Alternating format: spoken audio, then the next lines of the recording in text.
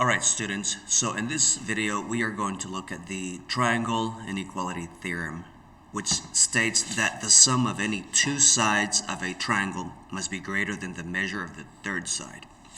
So what this means is if we have three measurements, let's say for example, let's say we have 5, 6, and 8.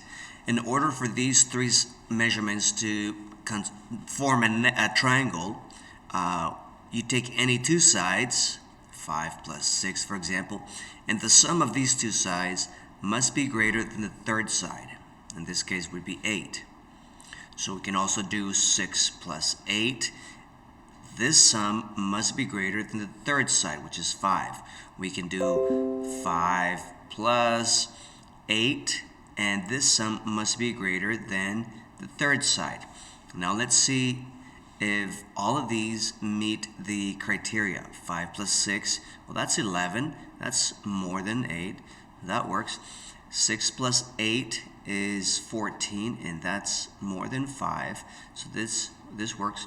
5 plus 8 is 13, 13 is more than 6, so we can say that these three measurements form a triangle.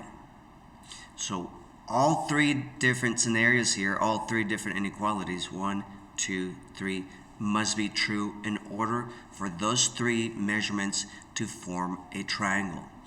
If they don't, if only two meet the criteria, but not one of them, then we can say those three measurements do not form a triangle. So that's basically the main idea behind this theorem. Now let's say we have a triangle. Let's say it's something like this, and let's say that we know two of the measurements. Let's say this is 6 and this is, let's say, 7. What could the third side be?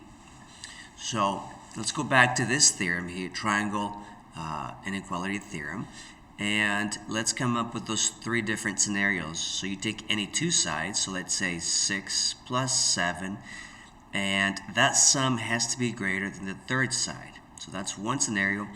Another scenario could be x plus 6 is more than 7, and a third scenario could be x plus 7 is more than 6.